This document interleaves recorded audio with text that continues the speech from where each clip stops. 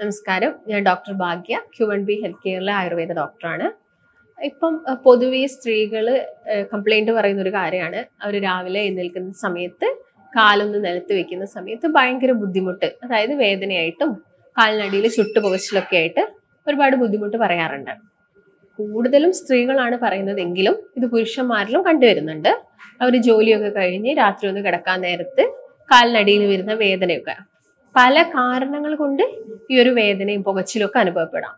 അതിപ്പോൾ വിറ്റാമിൻ ഡിയുടെ കുറവ് അല്ലെങ്കിൽ B12 കുറവ്, നിങ്ങൾക്ക് വെരിക്കോസ് വെയിൻ ഉണ്ടെങ്കിൽ അങ്ങനെ പല കാരണങ്ങൾ കൊണ്ട് വരാം. അതുപോലെ തന്നെ ഉള്ളൊരു റീസൺ ആണ് എന്ത്, യൂറിക് ആസിഡ് നിങ്ങളുടെ രക്തത്തിൽ കൂടുതലായിട്ട് കണ്ടുവരുന്നത്.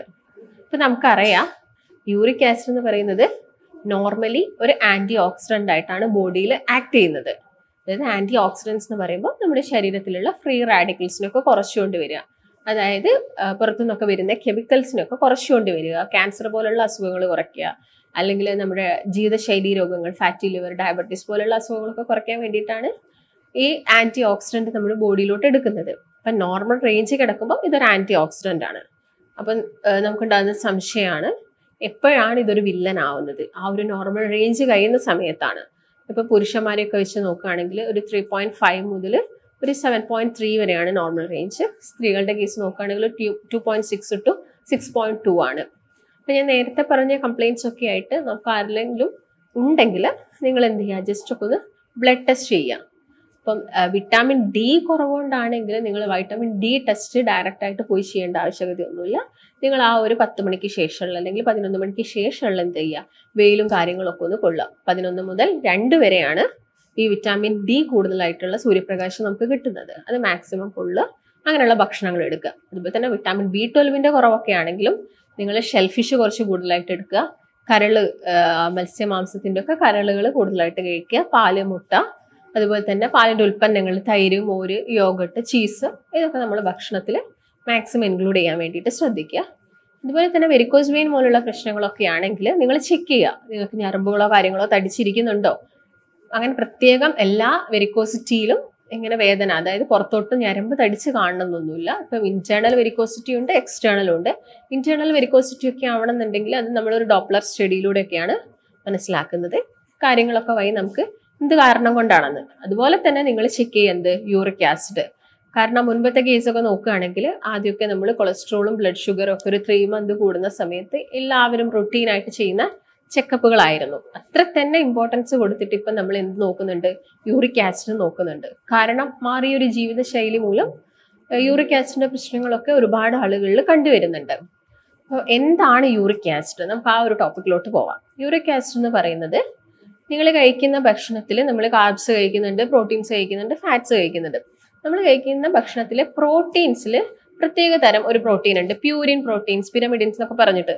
അതിൽ പ്യൂരിൻ എന്ന് പറയുന്നത് ഒരു അമിനോ ആസിഡ് ആണ്. അതിന് വരുന്ന രാസപ്രവർത്തനം സംഭവിച്ചിട്ടുണ്ടാവുന്ന ഒരു ഘടകമാണ്, മെറ്റബോളിക് വേസ്റ്റ് പ്രൊഡക്റ്റ് ആണ് എന്ത്, ശരിക്കും യൂറിക് ആസിഡ് എന്ന് പറയുന്നത്. അപ്പോൾ നോർമൽ റേഞ്ചിലാണെങ്കിൽ നമ്മളെ ബോഡിയിലൊന്നും അത് വലിയ പ്രശ്നക്കാരനല്ല. അത് ഒരു റേഞ്ച് കൂടുന്ന സമയത്താണ് ആ ഒരു പ്രശ്നം ഉണ്ടാക്കുന്നത്. നോർമലി ഈ യൂറിക് ആസിഡ് നമ്മുടെ രക്തത്തിലോട്ട് വന്നിട്ട് അത് കിഡ്നി വഴി മൂത്രത്തിലൂടെയാണ് പോകുന്നത്.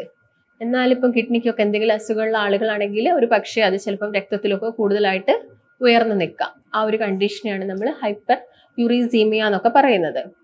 അപ്പം അതുപോലെ തന്നെ യൂറിക് ആസിഡ് നിങ്ങൾ ശ്രദ്ധിച്ചില്ലെങ്കിൽ വരാൻ പോകുന്ന കുറച്ച് കോംപ്ലിക്കേഷൻസ് എന്നൊക്കെ പറയുന്നത് എന്താണ്, ചിലപ്പോൾ അത് നമ്മുടെ ജോയിൻസിൽ വന്ന് അടിഞ്ഞുകൂടാം. അതുപോലെ തന്നെ നമ്മുടെ കിഡ്നിയിൽ വന്നിട്ട് സ്റ്റോൺ രൂപത്തിൽ യൂറിക് ആസിഡ് സ്റ്റോൺസ് അല്ലെങ്കിൽ ക്രിസ്റ്റൽസ് ആയിട്ട് നമ്മുടെ കിഡ്നിയിലൊക്കെ വന്ന് അടിഞ്ഞുകൂടാം, അല്ലെങ്കിൽ ജോയിൻസിലൊക്കെ വന്ന് അടിഞ്ഞുകൂടാം. അതായത് ചില പേഷ്യൻസ് നമ്മുടെ ക്ലിനിക്കിൽ വരുമ്പോൾ കാണുന്നൊരു കാര്യമാണ്, അവർ ഈ യൂറിക് ആസിഡിന് അത്രയൊരു ഇമ്പോർട്ടൻസ് കൊടുക്കാത്തത് കൊണ്ട് തന്നെ അതിൻ്റെ കുറച്ച് കോംപ്ലിക്കേഷൻ ആയിട്ട് ഈ കാലിൻ്റെ തള്ളവിരലിൻ്റെ ഭാഗത്തൊക്കെ ചെറിയൊരു ഡിഫോമിറ്റി അല്ലെങ്കിൽ ചെറിയൊരു നൊഡ്യൂൾ ഫോർമേഷനൊക്കെ. അതെന്ന് പറയുന്നത് യൂറിക് ആസിഡ് ഒരു പരിധിയിൽ കൂടുന്ന സമയത്താണ്. ചില ആളുകളിൽ ഇതിങ്ങനെ രക്തത്തിൽ കൂടി നിൽക്കും, ജോയിൻസിനും കിഡ്നീസിലൊന്നും വലിയ പ്രശ്നങ്ങളൊന്നും ഉണ്ടാക്കുന്നില്ല. പക്ഷെ ഇങ്ങനെ രക്തത്തിൽ കൂടി നിൽക്കുന്ന സമയത്ത് അവരിൽ പിന്നീട് അമിതവണ്ണവും അതുപോലെ തന്നെ ഇൻസുലിൻ റെസിസ്റ്റൻസും, അതായത് ഡയബറ്റീസ് ഒക്കെ ഉണ്ടാക്കാനുള്ള കാരണമാവുന്നുണ്ട്. അപ്പോൾ ഞാൻ നേരത്തെ പറഞ്ഞ പോലെ തന്നെ എല്ലാ പ്രോട്ടീൻസും യൂറിക് ആസിഡിന്റെ പ്രശ്നങ്ങൾ ഉണ്ടാക്കുന്നില്ല. പ്യൂരിൻ അടങ്ങിയിട്ടുള്ള പ്രോട്ടീൻസ്, അല്ലെങ്കിൽ നമുക്ക് വേണ്ടത് ഒരു 30 to 40% പ്രോട്ടീൻസ് ആണ് ഒരു ദിവസം വേണ്ടത്. അതിലും കൂടുതലായിട്ട് നിങ്ങൾ പ്രോട്ടീൻസ് ഒക്കെ കഴിക്കുന്ന സമയത്താണ് ഇത് കൂടുതലായിട്ട് നമ്മുടെ ജോയിന്റ്സിലൊക്കെ പോയിട്ട് എന്ത് ചെയ്യുന്നത്, ഡെപ്പോസിറ്റ് ചെയ്യുന്നത്. അപ്പൊ നമുക്ക് നോക്കാം എന്ത് കാരണമാണെന്ന്. കാരണത്തിന്റെ കേസ് നോക്കുന്ന സമയത്ത് ആദ്യം തന്നെ ഭക്ഷണം തന്നെയാണ്. ഭക്ഷണത്തിൽ കൂടുതലായിട്ട് എടുക്കുന്ന റെഡ് മീറ്റ്സ്, അതായത് ബീഫ്, പോർക്ക്, മട്ടൺ, ഇതൊക്കെ നിങ്ങളൊരു പരിധിയിൽ കൂടുതലായിട്ട് കഴിക്കുന്ന സമയത്ത് വരാം.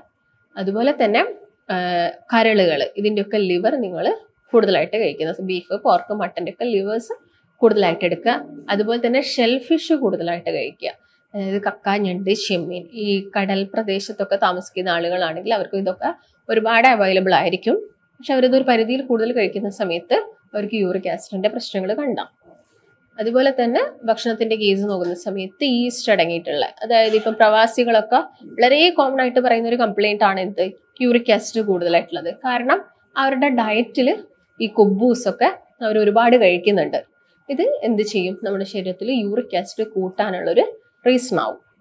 അതായത് ഇപ്പം ബേക്കറിയിലുള്ള ബണ്ണായിക്കോട്ടെ, ബ്രെഡ് ആയിക്കോട്ടെ, അല്ലെങ്കിൽ ബിസ്ക്കറ്റ്സുകളായിക്കോട്ടെ, ഈ ഹൈ ഫ്രക്ടോസ് കോൺസെപ്റ്റ്സ് വരുന്ന ബേക്കറി ഐറ്റംസ്, അല്ലെങ്കിൽ കാർബണേറ്റഡ് ഡ്രിങ്ക്സുകൾ, കോള, പെപ്സി, ഈ ജ്യൂസസുകൾ ഒക്കെ ഒരുപാട് കഴിക്കുന്നുണ്ടെങ്കിൽ യൂറിക് ആസിഡിന്റെ പ്രശ്നം വരാം. അതുപോലെ നിങ്ങൾ ഫൈബർ കുറഞ്ഞ ഭക്ഷണം കഴിക്കുകയാണെങ്കിൽ ഈ ടോക്സിൻസ് ഒന്നും നമ്മുടെ ബോഡിയിൽ നിന്ന് എന്താവില്ല, കംപ്ലീറ്റ് ആയിട്ട് പുറത്തോട്ട് പോവില്ല. അപ്പം കൂടുതൽ ഫൈബേഴ്സ് കഴിക്കുകയാണെങ്കിൽ നിങ്ങളുടെ മോഷനൊക്കെ പ്രോപ്പർ ആവുകയും ചെയ്യും. അതുപോലെ തന്നെ നമ്മുടെ ലിവറിലൊക്കെ ആണെങ്കിൽ ടോക്സിൻസിനെ നമുക്ക് റിമൂവ് ചെയ്യാനും ഈസി ആയിരിക്കും. അതുപോലെ തന്നെ കുറച്ച് ഒബീസ് ആയിട്ടുള്ള ആളുകൾ, അമിതവണ്ണമുള്ള ആളുകൾ, വ്യായാമക്കുറവുള്ള ആളുകളിലൊക്കെ യൂറിക് ആസിഡ് കൂടുതലായിട്ട് കണ്ടുവരാറുണ്ട്. അതുപോലെ തന്നെ ഇപ്പം ഈ ക്യാൻസർ പേഷ്യൻസിൽ അവർ കീമോതെറാപ്പി എടുക്കുന്നുണ്ടെങ്കിൽ സെല്ലിൻ്റെ ബ്രേക്ക് ഡൗൺ കാരണം അവിടെയും യൂറിക് ആസിഡ്, ഈ പ്രോട്ടീൻസ് കൂടുതലായിട്ട് ബോഡിയിൽ കണ്ടുവരാറുണ്ട്. പിന്നെ ഉള്ളൊരു കേസസ് എന്ന് പറയുന്നത് ആൽക്കഹോൾ കൺസംഷൻ കൂടുതലാകുന്ന സമയത്ത്, പ്രത്യേകം പറയുകയാണെങ്കിൽ നിങ്ങൾ ബീർ കൂടുതലായിട്ട് കുടിക്കുന്ന ആളുകളൊക്കെ ആണെങ്കിൽ ഈ യൂറിക് ആസിഡിൻ്റെ പ്രശ്നംസ് വരാം. അതുപോലെ തന്നെ നിങ്ങൾ എന്തെങ്കിലും മെഡിക്കേഷൻസ് എടുക്കുക, ഡയൂററ്റിക്സ് പോലെയുള്ള മെഡിക്കേഷൻസ് കഴിക്കുന്നുണ്ടെങ്കിൽ, അല്ലെങ്കിൽ എന്തെങ്കിലും നമ്മുടെ ബോഡിയിലുള്ളൊരു ഹോർമോണൽ ഇംബാലൻസ്, ഫോർ എക്സാമ്പിൾ നമുക്ക് തൈറോയ്ഡ് പറയാം, തൈറോയ്ഡ് പോലെയുള്ള അസുഖങ്ങളൊക്കെ ഉള്ള ആളുകളിൽ യൂറിക് ആസിഡിൻ്റെ പ്രശ്നങ്ങൾ കണ്ടുവരാറുണ്ട്. ഇതൊക്കെയാണ് മെയിൻ കോസസ്. അപ്പം നമുക്ക് എന്തൊക്കെ മാറ്റങ്ങളാണ് വരുത്തേണ്ടത്? ഞാൻ നേരത്തെ ഓൾറെഡി പറഞ്ഞു, നിങ്ങൾ ബ്ലഡ് ടെസ്റ്റ് ചെയ്യുകയാണെങ്കിൽ നിങ്ങൾക്കിത് മനസ്സിലാക്കാൻ സാധിക്കും. പിന്നീട് ജോയിൻസിൽ വരുന്ന ഡിഫോമിറ്റിയും കാര്യങ്ങളൊക്കെ ആണെങ്കിൽ നമുക്ക് ചിലപ്പോൾ MRI, എക്സ്റേ അങ്ങനെയൊക്കെ എടുത്ത് നോക്കേണ്ടി വരും, ക്രിസ്റ്റൽസ് എത്രത്തോളം ഉണ്ടെന്ന് മനസ്സിലാക്കാൻ വേണ്ടിയിട്ട്. അതിൻ്റെ കൂടെ തന്നെ നിങ്ങൾ നിർബന്ധമായിട്ടും ചെയ്തിരിക്കേണ്ട കുറച്ച് ടെസ്റ്റുകൾ, ഒന്ന് ലിപ്പിഡ് പ്രൊഫൈലാണ്, ഒന്ന് കിഡ്നി ഫംഗ്ഷൻ ടെസ്റ്റാണ്, മറ്റൊന്ന് ലിവർ ഫംഗ്ഷൻ ടെസ്റ്റാണ്. കാരണം ഇതെല്ലാം ഇന്റർ കണക്റ്റഡ് ആണ്. ഞാൻ നേരത്തെ പറഞ്ഞല്ലോ, യൂറിക് ആസിഡ് എന്ന് പറയുന്നത് ഒരു ആന്റി ഓക്സിഡന്റ് ആണ്. പക്ഷെ ഒരു പരിധി കൂടുന്ന സമയത്ത് അതൊരു ടോക്സിൻസ് ആയിട്ട് നമ്മുടെ ബോഡിയിൽ മാറുന്നത്. അപ്പം ചിലപ്പം അത് കിഡ്നിയിൽ വന്ന് എന്താവാം, ഡെപ്പോസിറ്റ് ആവാം. അപ്പം ക്രിയാറ്റിനിൽ ചേഞ്ചസ് വരാം. അതുപോലെ തന്നെ നമ്മുടെ ലിവറിൽ വന്ന് കിടക്കാം. അവിടെ നമ്മുടെ ലിവർ എൻസൈംസിലും മാറ്റങ്ങൾ വരാം. അപ്പോൾ തന്നെ നിങ്ങൾ ലിപ്പിഡ് പ്രൊഫൈലും ചെക്ക് ചെയ്യുക. കൊളസ്ട്രോളിലും വേരിയേഷൻസ് ഒക്കെ ഉണ്ടാവാം. കാരണം ഇത് നമ്മുടെ രക്തത്തിൽ വന്ന് കിടക്കുന്ന സമയത്ത് ഒരു ബ്ലോക്ക് ആയിട്ടാണ് മാറുക. ചില ആളുകളിൽ ഇപ്പം മെയിൽസിന്റെ കേസ് നോക്കുകയാണെങ്കിൽ അവർക്ക് വരുന്ന സെക്ഷൽ പ്രോബ്ലംസ് ഒക്കെ മേ ബി ഈ യൂറിക് ആസിഡിന്റെ പ്രശ്നങ്ങളും ഉണ്ടായിരിക്കാം. അപ്പോൾ നമുക്ക് ഇതെങ്ങനെ കൺട്രോൾ ചെയ്യാം? ആദ്യം തന്നെ ഭക്ഷണമാണ്. ഞാൻ നേരത്തെ പറഞ്ഞു, മെയിനായിട്ടും യൂറിക് ആസിഡ് കൂട്ടുന്ന ഭക്ഷണത്തിൽ വരുന്നത് റെഡ് മീറ്റ്സ്, അതിൻ്റെ ലിവർ, അതുപോലെ തന്നെ ഈസ്റ്റ് അടങ്ങിയ ഭക്ഷണങ്ങൾ, പിന്നെ ചില പച്ചക്കറികൾ, ക്യാബേജ്, കോളിഫ്ലവർ, അതുപോലെ തന്നെ വഴുതനങ്ങയൊക്കെ ചില ആളുകളിൽ യൂറിക് ആസിഡിന്റെ പ്രശ്നങ്ങൾ ഉണ്ടാക്കുന്നുണ്ട്. ഇതൊക്കെ നിങ്ങൾ മാക്സിമം നിങ്ങളുടെ ഡയറ്റിൽ നിന്ന് കുറച്ചുകൊണ്ട് വരാൻ വേണ്ടിയിട്ട്, കംപ്ലീറ്റ് ആയിട്ട് ഒഴിവാക്കണം എന്ന് പറയുന്നില്ല, കുറച്ചുകൊണ്ട് വരിക. അതിൻ്റെ കൂടെ തന്നെ നിങ്ങൾ കുറച്ച് നല്ല ഭക്ഷണങ്ങൾ എന്ത് ചെയ്യണം, ആഡ് ചെയ്യുകയും വേണം. നല്ലതെന്ന് പറയുമ്പോൾ ഇങ്ങനെ യൂറിക് ആസിഡുള്ള പേഷ്യൻസിന് കംപ്ലീറ്റ് ആയിട്ട് നോൺ വെജ് ഒഴിവാക്കണ്ട. അവർക്ക് കഴിക്കാൻ പറ്റുന്നതാണ് ചിക്കൻ അവർക്ക് അവരുടെ ഡയറ്റിൽ ഇൻക്ലൂഡ് ചെയ്യാം. അതും വീക്കിലി ഒരു 2 or 3 times മാത്രം മതി. അതുപോലെ തന്നെ നല്ല കൊഴുപ്പായ മുട്ട അവർക്ക് ആഡ് ചെയ്യാം. പാലാണെങ്കിൽ സ്കിംഡ് മിൽക്ക് കുറച്ചുകൂടി നല്ലതാണ്, അത് കഴിക്കാവുന്നതാണ്. അതുപോലെ തന്നെ omega-3 ഫാറ്റി ആസിഡ്സ് കിട്ടണമെങ്കിൽ നമ്മൾ ചെറിയ മത്സ്യങ്ങൾ കഴിക്കണം. പക്ഷെ യൂറിക് ആസിഡുള്ള പേഷ്യൻസിന് മത്തി, അയലൊക്കെ നമ്മൾ അവോയ്ഡ് ചെയ്യാൻ പറയും. കാരണം കറുത്ത മാംസം വരുന്ന മത്സ്യങ്ങളൊക്കെ യൂറിക് ആസിഡ് കൂട്ടും. അപ്പോൾ അതിന് പകരമായിട്ട് നിങ്ങൾ വാൾനട്ടോ അല്ലെങ്കിൽ ബദാമോ എടുക്കുക നിങ്ങളുടെ ഭക്ഷണത്തിൽ. അതുപോലെ തന്നെ വൈറ്റമിൻ സി റിച്ച് ആയിട്ടുള്ള ഫ്രൂട്ട്സുകൾ കഴിക്കുക. പ്രത്യേകം പറയുന്നത് ചെറിയാണ്. നമ്മൾ കടയിൽ ബേക്കറിയിൽ മധുരത്തിലിട്ട് വെച്ച ചെറിയല്ല, അല്ലാതെ റൗണ്ട് ആയിട്ടുള്ള ചെറിയ ഫ്രൂട്ട്സ് നമ്മുടെ ഭക്ഷണത്തിൽ ഇൻക്ലൂഡ് ചെയ്യാൻ വേണ്ടി ശ്രദ്ധിക്കുക. ഓറഞ്ച്, മുസമ്പിയൊക്കെ ഇതൊന്നും ജ്യൂസ് അടിച്ച് കുടിക്കാതെ നോക്കുക. മാക്സിമം എന്ത് ചെയ്യുക, കട്ട് ചെയ്തിട്ട് ഫ്രഷ് ആയിട്ട് അങ്ങനെ തന്നെ കഴിക്കുക. അങ്ങനെയാണെങ്കിൽ ആ ഒരു ഫൈബേഴ്സ് നമ്മുടെ ബോഡിയിൽ മാക്സിമം എന്ത് ചെയ്യും, അബ്സോർബ് ആവും. ഇതിൻ്റെ കൂടെ തന്നെ നിങ്ങൾ പ്രോബയോട്ടിക്സ് നിങ്ങളുടെ ഭക്ഷണത്തിൽ ഇൻക്ലൂഡ് ചെയ്യുക. കാരണം യൂറിക് ആസിഡ് കൂടുന്ന സമയത്ത് എല്ലാ ജോയിൻസിനും ഒരു ഇൻഫ്ലമേഷൻ ആണ് ക്രിയേറ്റ് ചെയ്യുന്നത്. അപ്പൊ ഈ ഒരു ഇൻഫ്ലമേഷൻ കുറയ്ക്കാൻ വേണ്ടിയിട്ട് നമ്മൾ പ്രോബയോട്ടിക്സ് ഇൻക്ലൂഡ് ചെയ്യുകയാണെങ്കിൽ നമ്മുടെ ശരീരത്തിൽ വരുന്ന ഇൻഫ്ലമേഷൻസും കാര്യങ്ങളൊക്കെ ഇത് കുറയ്ക്കും. അതുപോലെ തന്നെ അതായത് നീർക്കെട്ട് കുറയ്ക്കാൻ വേണ്ടി സഹായിക്കും. ഇതിന്റെ കൂടെ തന്നെ നിങ്ങൾക്ക് ഫോളോ ചെയ്യാൻ പറ്റുന്ന ഒരു കാര്യമാണ് ഇന്റർമീഡിയന്റ് ഫാസ്റ്റിംഗ്. ഇന്റർമീഡിയന്റ് ഫാസ്റ്റിംഗ് എന്തിനാണ് എടുക്കാൻ പറയുന്നത് ഡോക്ടേഴ്സൊക്കെ? നമ്മുടെ ശരീരത്തിൽ അമിതമായിട്ട് വരുന്ന കൊഴുപ്പും കാര്യങ്ങളൊക്കെ നമുക്ക് ഒഴിവാക്കാൻ പറ്റുന്ന ഒരു നല്ല ബെസ്റ്റ് മെത്തേഡാണ്. കാരണം നമ്മൾ കംപ്ലീറ്റ് ആയിട്ട് ഭക്ഷണം അവോയ്ഡ് ചെയ്യുന്നില്ല. അവിടെ നമ്മൾ ഇത്രയൊരു ഡ്യൂറേഷൻ നമ്മൾ ഭക്ഷണം കഴിക്കാതിരിക്കുന്നു. മാക്സിമം നമ്മളത് നൈറ്റ് ടൈം ആയിരിക്കും. കാരണം നൈറ്റ് ടൈമിൽ നമ്മൾ കൂടുതലും റെസ്റ്റ് കൊടുക്കുന്നതാണ്. അപ്പം നിങ്ങൾക്ക് കൂടുതലായിട്ട് ഭക്ഷണം കഴിച്ചില്ലെങ്കിലും വലിയ ക്ഷീണമോ കാര്യങ്ങളോ ഒന്നും വരുന്നില്ല. ഒരു 13 മുതൽ 16 മണിക്കൂറോളം നിങ്ങൾ എന്ത് ചെയ്യുക? ഫാസ്റ്റിംഗ് കൊടുക്കുക. അതാണ് ഇന്റർമീഡിയന്റ് ഫാസ്റ്റിംഗ് കൊണ്ട് ഉദ്ദേശിക്കുന്നത്. വൈകുന്നേര സമയങ്ങളിൽ ഒരു 5 മണിക്കൊക്കെ ബ്രേക്ക്, രാത്രിത്തെ ഡിന്നർ നിങ്ങൾ കഴിക്കുകയാണെങ്കിൽ നെക്സ്റ്റ് ഡേ മോർണിംഗ് ഒരു 9 ഒക്കെ ആകുന്ന സമയത്ത് മാത്രം എന്ത് ചെയ്യുക? ബ്രേക്ക്ഫാസ്റ്റ് കഴിക്കുക. ഇതിന്റെ കൂടെ തന്നെ നിങ്ങൾക്ക് എടുക്കാൻ പറ്റുന്ന ഒരു ഡയറ്റിംഗ് ആണ് അല്ലെങ്കിൽ ഫാസ്റ്റിംഗ് ആണ് എന്ത് വാട്ടർ ഫാസ്റ്റിംഗ് എന്ന് പറയുന്നത്. അതായത് ഒരു 21 ഡേയ്സ് കൂടുമ്പോൾ നിങ്ങൾ ഇന്റർമീഡിയന്റ് ഫാസ്റ്റിംഗ് ഡെയിലി ഫോളോ ചെയ്യുക. അതിന്റെ കൂടെ തന്നെ നിങ്ങൾക്ക് വാട്ടർ ഫാസ്റ്റിംഗ് എടുക്കാം. വാട്ടർ ഫാസ്റ്റിംഗ് എന്ന് പറയുമ്പോൾ ഒരു 21 ഡേയ്സ് കൂടുന്ന സമയത്ത് ഒരു ദിവസം നിങ്ങൾ വെള്ളം മാത്രം കുടിച്ചുകൊണ്ടുള്ള ഫാസ്റ്റിംഗ്. അതെന്ന് പറയുന്ന സമയത്ത് ഓട്ടോഫേജിക് പ്രോസസ്സ് ഒക്കെ കുറച്ചും കൂടി ഈസി ആക്കും. അതായത് പഴയ കോശങ്ങളൊക്കെ നശിപ്പിച്ചിട്ട് പുതിയ കോശങ്ങളുടെ ഗ്രോത്ത് അവിടെ ഉണ്ടാവും. അപ്പൊ ഇങ്ങനെയുള്ള കാര്യങ്ങളൊക്കെ നിങ്ങൾ യൂറിക് ആസിഡ് ഉള്ള പേഷ്യൻസ് ഫോളോ ചെയ്യാൻ വേണ്ടിയിട്ട് ശ്രദ്ധിക്കുക. അതുപോലെ പച്ചക്കറികളും പഴവർഗ്ഗങ്ങളൊക്കെ നന്നായിട്ട് കഴിക്കുക. പച്ചക്കറികളുടെ കേസ് നോക്കുകയാണെങ്കിൽ നിങ്ങൾ നന്നായിട്ട് വേവിച്ചിട്ട് മാത്രം കഴിക്കാൻ വേണ്ടി നോക്കുക. അതുപോലെ തന്നെ നട്ട്സ് ഒക്കെ കഴിക്കുമ്പോൾ ഉപ്പില്ലാത്ത നട്ട്സ് കഴിക്കുക. അതിൻ്റെ കൂടെ തന്നെ നിങ്ങൾ തേങ്ങ ചിരകിയതൊക്കെ നിങ്ങളെ ഭക്ഷണത്തിൽ മാക്സിമം ഇൻക്ലൂഡ് ചെയ്യാൻ വേണ്ടിയിട്ട് ശ്രദ്ധിക്കുക. ഇതിൻ്റെ കൂടെ തന്നെ നിങ്ങൾ എന്ത് ചെയ്യുക?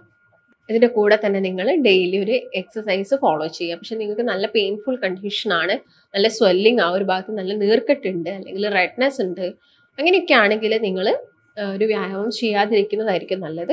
പക്ഷേ നിങ്ങൾക്ക് വലിയ ബുദ്ധിമുട്ടുകളൊന്നുമില്ല. പക്ഷെ രക്തത്തിൽ ഇങ്ങനെ യൂറിക് ആസിഡ് കൂടുതലായിട്ട് കിടക്കുന്നുണ്ടെങ്കിൽ നിങ്ങൾ മാക്സിമം എന്ത് ചെയ്യുക? ഡയറ്റും കാര്യങ്ങളും എടുക്കുക. പക്ഷെ നിങ്ങൾക്ക് എന്തെങ്കിലും ബുദ്ധിമുട്ടുണ്ടെങ്കിൽ നിങ്ങൾ മെഡിക്കേഷൻസ് കഴിക്കേണ്ടി വരും. ഇല്ലെങ്കിൽ പിന്നീട് അത് ചില പ്രശ്നങ്ങളും കാര്യങ്ങളും കിഡ്നി സ്റ്റോൺ പോലുള്ള പ്രശ്നങ്ങളൊക്കെ ഉണ്ടാക്കാനുള്ള ചാൻസസ് ഉണ്ട്. അപ്പം മെയിനായിട്ട് നിങ്ങൾ ശ്രദ്ധിക്കേണ്ടത് ഇത്രയും കാര്യങ്ങളാണ്. അപ്പോൾ നിങ്ങൾക്ക് എന്തെങ്കിലും സംശയങ്ങളോ കാര്യങ്ങളോ ഉണ്ടെങ്കിൽ താഴെ കാണുന്ന നമ്പർ വെച്ച് ബന്ധപ്പെടുക. നമുക്ക് മറ്റൊരു നല്ല ഹെൽത്ത് ടോപ്പിക്കുമായിട്ട് വീണ്ടും കാണാം. നന്ദി.